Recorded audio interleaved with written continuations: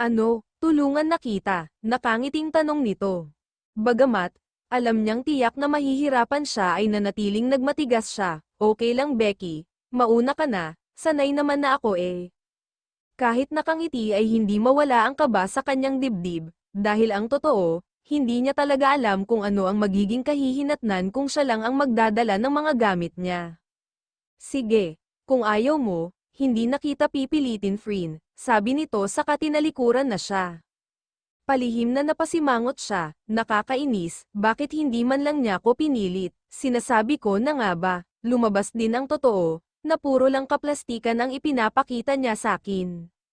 Inis na inis niyang sabi sa loob-loob niya, ilang hakbang lang ang ginawa nito nang malalim na napabuntong hininga siya, Becky, sandali, napahinto ito sa paghakbang at unti-unting humarap sa kanya. Sumilay naman ang mga ngiti nito sa labi, pwede bang ikaw ang magdala nito? Nakangiting tinanguan naman siya nito.